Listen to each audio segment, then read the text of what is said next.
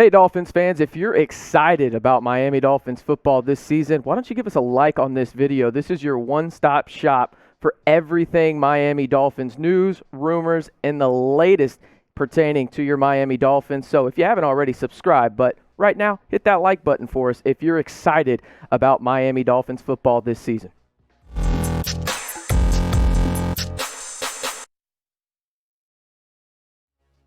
Hey, how's it going, everybody? Welcome in to Miami Dolphins Today by Chat Sports. I am your host, RC Maxfield. If you haven't already, give me a follow on Twitter at RCMB323. But it wouldn't be a Dolphins video if we didn't start with an update on Xavien Howard, and that's what we've got. By now, you know that he requested a trade on July 27th and reported to camp on time, went through his first practice, suffered an ankle injury, and has now gone through at least one walkthrough as of today. But there have been some positive reports coming out of camp in terms of negotiations, and I find it interesting that a lot of these updates are coming from Brian Flores himself and Cameron Wolfe of NFL Network, as well as one of the best people to follow when it comes to Miami Dolphins news, had this when it came to an X update. We don't want to trade X. Write that down. He's a very good player. He's a big part of the team. We don't want to trade him. X requested a trade last week as he wants to be rewarded with a slight contract adjustment, as we all know, after he had a NFL high 10 interceptions in 2020. Wolf went on to say from Flores, who quoted as, talks are progressing. You take from that what you want. As long as everyone is willing to compromise, we can get something done. I know X doesn't feel there was much or enough movement toward a new deal, but the Dolphins need X badly, and they do. We talked about Noah yesterday on the video. Be sure to go check that out. But we talked about how this secondary has been a little shaky in training camp, and now you're getting Xavien Howard talks, and you look at his stats from last year. He was arguably the best corner in the NFL. Now, again, he's opposite of Byron Jones. We've talked about that ad nauseum. So maybe these numbers are inflated, but the talent is there. I think this strictly comes down to guaranteed numbers. That's exactly what Xavien Howard wants. He wants more guaranteed money after this season. There's none left on his deal. If you add a year or two with guaranteed money, I think X will take that as the RESPECT, as Cameron Wolfe talked about yesterday, and want to stay with the Dolphins. So let us know. Will Howard play for the Dolphins this season? Type Y for yes, N for no. I'll tell you what, this is just a never-ending saga, it seems like. And I know down in the comments, some people have said, hey, I'm getting tired of this with X. And I'm kind of right there with you, but I feel like there's a shift now, especially with these reports these past couple of days from Cameron Wolfe, in the sense that I think it's starting to lean towards yes, that X does end up staying with Miami this year. Obviously, the Dolphins don't want to trade him. I mean, that's blatantly obvious. He's one of the best corners in the NFL. But when you look at it, I think X just wants the guaranteed money, and all these reports coming out seem like they're headed in the right direction. So I'm leaning towards yes, but again, I think this is an everyday change, so it wouldn't surprise me tomorrow. As we all know, this is the NFL. Not for long is what that NFL stands for. Welcome in to your Miami Dolphins mailbag. Super excited to do my first mailbag here on the channel. A lot of comments have been given to us, and hey, I'm going to do my best to answer them as the first preseason game of the year inches ever so close. So, producer Jeremy, let's get this thing started on the first mailbag. The first question we have is from AlphaChad. Do you think Miami's receiving core could stay healthy for most of the year? Most of the receivers, especially the starters, have had a history with injuries, and I'm worried with some of them they won't be able to stay healthy for the season. Well, I agree with you for the most part that one name in particular has struggled being healthy, and that's Will Fuller. We'll go into a little bit more detail on him in a further question down the line. But you look at these games missed last year by the now Dolphin receivers. Obviously, Jaylen Waddle wasn't there, and neither was Will Fuller. But you look at the games they missed last year. Those 5 games for Will Fuller were not because of injury. It was indeed because of a PED suspension, which he will miss game 1 of the year for the Miami Dolphins this season. DeVante Parker missed 2 games. Jaylen Waddle obviously had that ankle injury down in Tuscaloosa where he missed 7 games. Mike Gesicki missed 1 game, and then Preston Williams missed half the season as well. So to answer your question, I would be a little bit concerned when it comes to Will Fuller. We're going to go in a little bit more detail in terms of why I'm cautiously optimistic, pessimistic, whatever you want to go with when it comes to Will Fuller, but I can say this. When Will Fuller is on the field, I think him and Tua will have a very, very good connection. Let's move on to that next question, which comes from Taylor Jobson. How many rushing yards do you expect Myles Gaskin to have this season? Well, Myles Gaskin, as we all know, had a breakout season last year, due in large part to his passing game ability, right? And you look at the depth chart this season, they didn't go out and add, like a lot of people thought they would, whether that's through the draft or free agency, another marquee running back. Instead, they added a goal line guy in Malcolm Brown and took him away from the Rams. So I think Myles Gaskin is the clear-cut number one. I think everybody agrees with that. It's going to come down to health. But when we're just strictly talking about rushing yards, I don't want to put too high of a number on Myles Gaskin. I think that he'll probably be in that 8 to 850 range, maybe a little higher and creep up to 900. But I think Myles Gaskin is absolutely lethal in the passing game. And when you have a guy like Tua, who has proven to get the ball into his playmakers' hands at will, I think Myles Gaskin is the perfect complement to him in the backfield. Now, BetUS is the perfect complement to your betting game right here, and they have the best deposit bonus in the game right now, 125% deposit bonus when you use the promo code Dolphins125. Now, what does that mean when you deposit, let's say $100, because math is hard, and let's be honest, I didn't go to school for math. You deposit $100, you get $125 to play with on the site, making your grand total $225, and it's creeping up on preseason right now, and we talked about it a little bit yesterday on the video. But the Dolphins play the Bears in week 1 of the preseason. The total over-under is 35.5, and the Bears are favorites by 3.5. Again, I always like to look at the backup quarterbacks type situation here. You have Justin Fields, you have Nick Foles for the Bears, and now you have Jacoby Brissett down in South Beach. I'm going to go with the under here, though. We saw what happened in the Hall of Fame game. It was ugly, to say the least. So I'm going to hammer the over. It's the under, excuse me. It's preseason week 1, so let's go with the under between the Dolphins and the Bears on this one. But again, go over to chatsports.com/bet. Use the promo code Dolphins125 to get 125% deposit bonus. And again, that is on chatsports.com/bet. Next question we got on the mailbag comes from Tyler's. I just butchered that name. We all know that. Do you think Waddle can get over 900 yards fully healthy?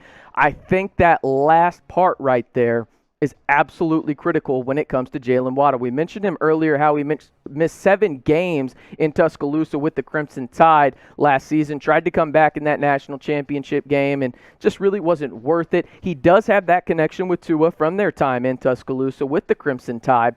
But when I say he would need a T. Higgins type season, what do I actually mean by that?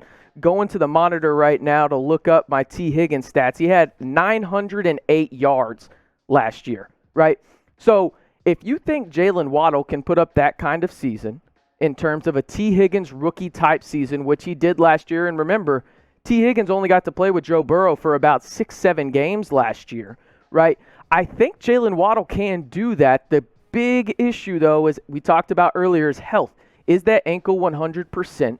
And I think it's probably closer to 100%. And I don't want to see him out there punt returning, kick returning. He is electric, no doubt, but he needs to be there for Tua to be some kind of a connection security blanket in the offense early on. So I want to know what you guys think. I'm kind of on the fence about this one, but does Jaylen Waddle get over 900 yards this season as a rookie? Type 1 for yes, 2 for no. I'm going to go ahead and say no, but just barely. And I mean just barely. I think he gets like 875, but it wouldn't shock me if he breaks one off for 90 yards like he did last year in Tuscaloosa, and that puts him over the top for 900. I think he's going to be right on that 900 line. Moving on to the next question, we got Clay Elliott coming in. Which position needs to step up this year in order for Miami to make the playoffs? I bet you think I'm going to say Tua. I'm not. I'm going to say the offensive line, actually, and we just updated our offensive line. I heard you in the comments in our prior videos. I got you. I think the depth chart is ever-changing during this time in training camp. We all know that, but I adjusted accordingly. This is what the first-team offensive line, I should say, looks like as of right now, this is what it's looked like for the past 4 days in training camp. You notice second-round pick Liam Eichenberg has moved over to left guard. You have Jesse Davis at right tackle, Hunt at right guard, and then you got a new center there as well. So Jackson is the only one that really hasn't moved around the whole O-line a bunch. You know, Hunt was at right tackle, moved inside a little bit, but this is the unit that I'm watching, and those guys at the bottom right there, it's ever-changing. It's the preseason. We're not sure who's the backup at left tackle, left guard, but those are the names that you can look out for when it comes to backup positions on the Miami Dolphins offensive line. But I think that is for sure the position group to watch because, again, you have to keep Tua upright. Talking about the offensive line just a little bit more, will Austin Jackson prove his worth as a first-round pick this year? Now, I think this really isn't fair in terms of proving your worth as a first-round pick, right? You have to give some people time, and I heard in the comments yesterday too, is it a make-or-break season for Tua? The reason I say that for the Tua front is because I think the Miami Dolphins are all in at this point. I think they're a very, very good football team, and if Tua does take that step, I think that they can be a potential, one of those dark horses to go to the Super Bowl. Now, I don't know exactly if that's going to happen, but I do think Tua breakout has a pretty good chance of happening this year, and it's going to happen if Austin Jackson does live up to that potential. The thing that really stands out for me about Austin Jackson in his rookie season, he allowed the second most pressures of any rookie offensive tackle. That's just not going to cut it. You got to be better when you have a guy like Tua going in there in his first full healthy season. You have to be better at the left tackle position. Now, to be fair to Jackson, it was only 4 sacks allowed last year, but when I say 4, it seems like a lot, but he was a rookie, right? I expect him to improve. I expect him to be a stalwart on the offensive line this year and make a true impact at left tackle. This one from Justin Taylor Ramsey. Are they practicing today? Well, you're in luck. This is the place to know if you subscribe to youtube.com/Dolphins News. Well, hey, this is the place you get all of your Miami Dolphins information. We got you with the latest rumors, the latest news, the most breaking anything related to your Miami Dolphins. This is the place to go, and the best part? It's absolutely free. So hit that big red button, and we'll let you know each and every day when they're practicing and also the latest rumors and news pertaining to your Miami Dolphins. This from Ludwig Pertz Olsen. What's your take on Will Fuller consistently being out with minor injuries? Will it affect the receiving core or not? Yeah, I think it's interesting when you talk about Will Fuller in the sense that he has been injured quite a bit over the last 5 seasons. He missed 27 games, and those soft tissue injuries are huge for a wide receiver. Kenny Golladay right now is suffering through one with the New York Giants. I wonder if Will Fuller is just one of those guys throughout his career where those hamstring injuries, those calf injuries really just linger on and on. Hopefully that's not the case because I think he could be really, really good in this Miami Dolphins offense. But yeah, I think it will have a pretty significant impact on the wide receiver core if he cannot stay healthy. The name to watch there, though, Albert Wilson. I think that he could be the guy that's kind of just that security blanket for Tua Tagovailoa. Next question we got. JC sick. There is a drag in his shoulder when he throws the ball. This is in relation to those who don't know. Go over to the community tab over on YouTube and be involved with us. Interact with us in terms of the Miami Dolphins Today community. We post polls on there. We post the latest breaking news as well. But he's mentioning right here about Tua in a photo that we posted, saying that I saw a high school pitcher who went in the 4th round with mid-90s throwing the same way. Also told myself he will get hurt. AAA at 20 and got hurt. Yeah, it's much easier to throw a football in terms of on your arm than baseball, right? Baseball motions, they're throwing as hard as they can all the time. Football, again, it's very difficult to throw a football, but it's much easier in terms of just not hurting your arm as much. So I do think Tua has an ideal throwing motion for himself, and it's adjusted a little bit if you go back and look at his freshman tape at Alabama. But I think his arm will be fine. Obviously, he's got to stay upright and make sure he doesn't take any hits, though. This from Jose Figueroa. Coach Spo, I think he meant Coach Flo. I think producer Jeremy agrees with me on that one. Looking like I like what I see from Tua time, baby. Number 1.